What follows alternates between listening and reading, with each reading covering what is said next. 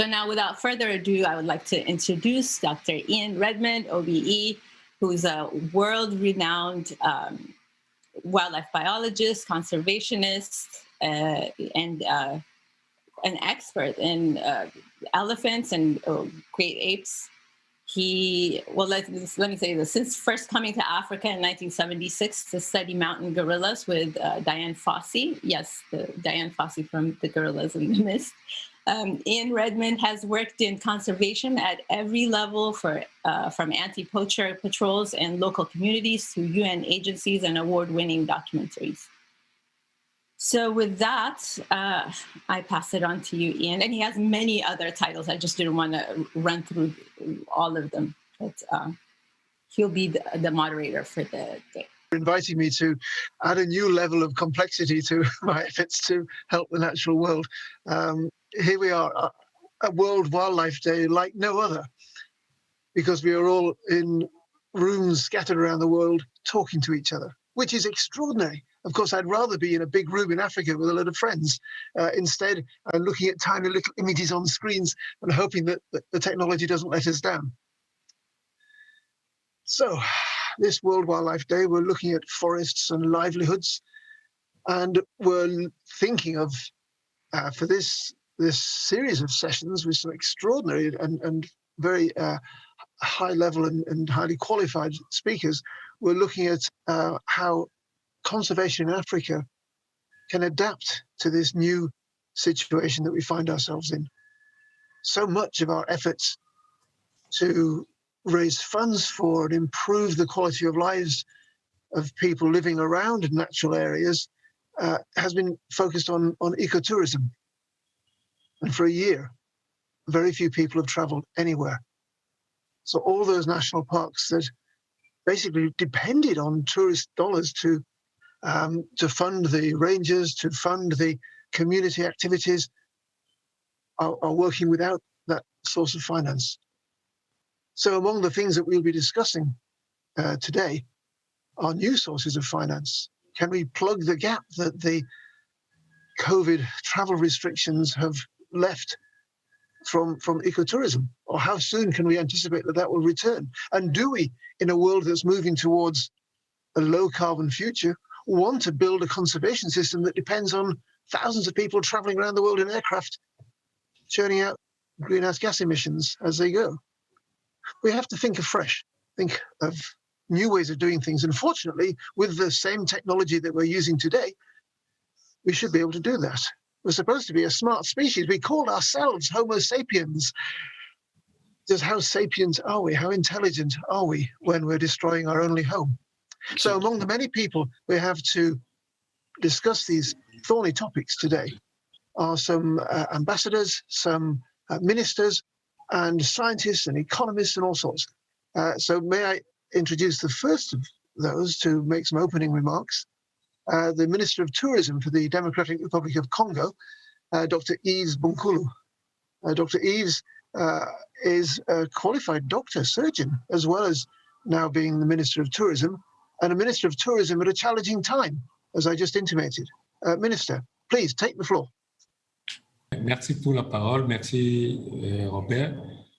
Mesdames et messieurs, en ce jour solennel du symposium africain sur la faune et la flore en Afrique, mettant un accent particulier sur les bonobos et le rôle de la stabilité humaine dans sa conservation.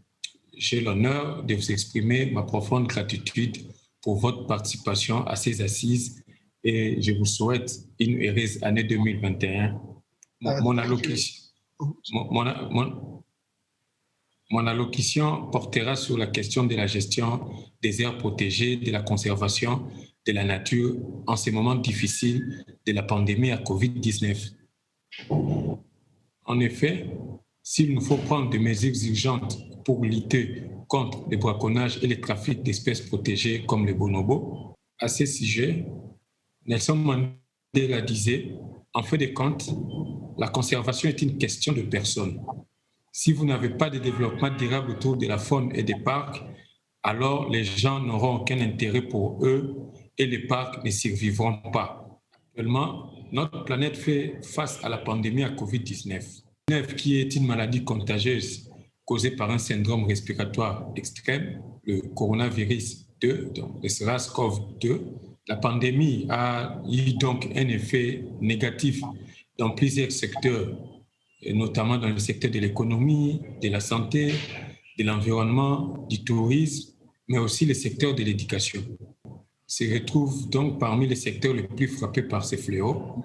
Cette situation exige des leaders mondiaux à prendre des mesures d'adaptation sévères et rapides en vue de sauver l'économie et de relever les défis de la reprise des activités. Notre pays, la République démocratique du Congo, a un potentiel géographique et naturel énorme en termes de produits et attraits touristiques pouvant servir de modèles d'études pour des innovations et aborder la question de la conservation de la nature autrement. La biodiversité congolaise n'est pas seulement une source d'attraction touristique, mais aussi d'éducation mésologique rare et unique dans le monde.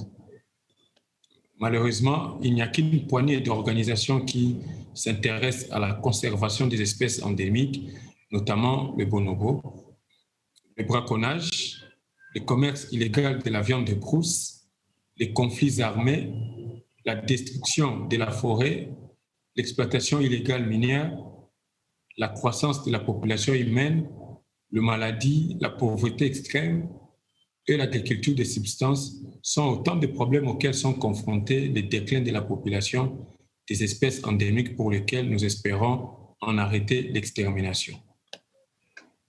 C'est ainsi donc, je nous invite à nous focaliser sur l'utilisation du tourisme pour répondre aux besoins de mettre fin au braconnage et d'insérer le développement durable dans une initiative à tous les niveaux. I therefore invite us all to focus on the use of green tourism to address the need to end poaching and to include sustainable development in our initiatives at all levels. Mesdames et messieurs, l'Assemblée générale des Nations unies a désigné le 3 mars, Journée mondiale de la faune, pour célébrer et sensibiliser le public sur la faune et la flore sauvage du monde et pour reconnaître la valeur intrinsèque de la faune et des diverses contributions au développement durable et au bien-être humain. À l'ère où nous vivons tous les changements climatiques, il est plus que judicieux de nous investir et d'avoir des lignes directrices à la fin de ces assises pouvant orienter les actions sur terrain. C'est donc sur cet appel que je clôt mon allocution de ce jour et réitère par la même occasion mon souhait de voir les travaux de ces forums annuels du Symposium africain sur la conservation de la nature connaître un déroulement heureux. Je vous remercie. Merci bien, Monsieur le Ministre, and thank you. Now, it's my great pleasure to introduce an old friend, Pastor Cosmo Dr. Wilungula, who is the head of ICCN, the Congolese Wildlife Department, who will join us to say a few words, I hope. His camera is not currently on, but it was a moment ago. So, Pastor Cosmo, do join us. Thank you, John. Ian, thank you very much. Ian, can you do the translate because I speak in French? It would be better. Bonjour, merci. Donc après l'intervention de mon ministre, je pense que je voudrais bien intervenir. Ça, c'est Madame Sally Cox. Bonjour également. Bonjour à Yann Raymond et surtout toutes mes respectueuses salutations à mon ministre du Tourisme qui vient d'intervenir et félicitations pour ces mots. Salut DG. Merci beaucoup à l'ouverture. Merci, c'est bon. Non, donc après l'intervention du ministre, je veux juste faire quelques commentaires, Yann. Parce que ce que le ministre a dit a circonscrit effectivement le remarque d'introduction de ces symposiums africains. Juste quelques concepts clés lorsque nous parlons de la conservation. Lorsque nous voyons aujourd'hui le rôle de bonobo et lorsque nous pouvons penser effectivement à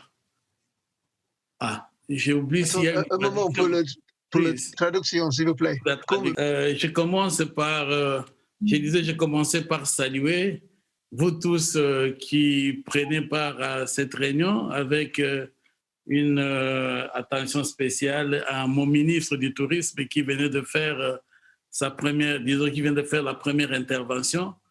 Je salue tout le monde, bonjour. Et c'est bonsoir et pour les autres. Yes. Alors, je disais que je ne veux pas faire une intervention assez longue. Je veux juste commenter quelques concepts, quelques conceptions, quelques perceptions de la conservation des espèces comme les bonobos et la crainte de la présence de COVID-19. Comment nous nous y prenons? C'est vrai, dans la conservation, Yann est l'ambassadeur de Grand Singe et il connaît très bien la réalité qui a presque la proche identité entre l'homme et le grand singe. Et aujourd'hui, où nous sommes pratiquement à la journée internationale de la faune sauvage, donc la conservation de cette faune sauvage dans les aires protégées, qui est tout autour de communautés ou de populations riveraines, a fait depuis que la COVID a commencé, nous a mis, nous, les acteurs du terrain, dans une situation assez préoccupante. Voilà, donc nous avions beaucoup peur de voir que toutes les maladies qui atteignent l'homme pouvaient facilement atteindre nos grands singes, donc le bonobo, le gorille, le chimpanzé et autres. Et nous avions suffisamment doublé d'efforts pour essayer de sécuriser nos bonobos. Et c'est comme ça que nous avions décidé même la fermeture du tourisme dans tous nos milieux, dans tous nos parcs ou dans toutes nos aires protégées. Because of the similarity between human and the great apes, the diseases which afflict us can afflict them, which is why the DRC felt it necessary to close all the tourism sites where people visit apes to protect the apes from COVID-19. Sorry, Kumba, we lost your sound, so I was just filling in for you. Parce que nous avions peur de voir notre communauté et vie proche de parcs. Et la visite des touristes pouvait peut-être nous créer, pouvait contaminer cette faune que nous sommes en train de protéger très jalousement, que ce soit contre les braconniers, contre les autres. Donc, des mesures ont été beaucoup plus renforcées pour la protection, pour la conservation de la faune sauvage. This is why the ICCN took the radical decision of closing parks, because we cannot risk infecting wildlife with diseases which are spreading amongst humans, which came from animals in terrible circumstances, but could easily pass back to wild animals if we're not very, very careful. I hope I captured the gist of that, not a direct translation. Yeah. Mais avec les dispositifs de mesures barrières, nous avons fait des réunions entre la RDC, le Rwanda et l'Ouganda dans le cadre de la protection de la faune sauvage pour voir comment, dans l'ensemble de nos pays, nous pouvons protéger cette faune, mais en même temps, comment nous pouvons continuer à être bénéfiques à la population riveraine qui vit tout autour des aires protégées. Okay, so this is why the DRC has had meetings with the governments of Rwanda and of Uganda who collaborate on transboundary conservation, particularly with mountain gorillas, to discuss how best to continue the support to local communities, which previously depended on tourism, but which cannot at the moment because of the COVID-19.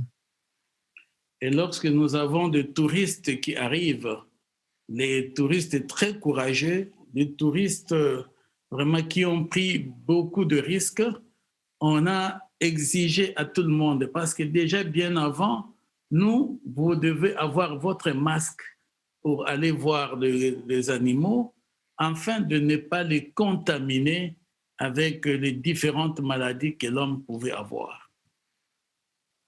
So even today, there are some brave tourists who manage to get to the Democratic Republic of Congo and seek to visit the apes.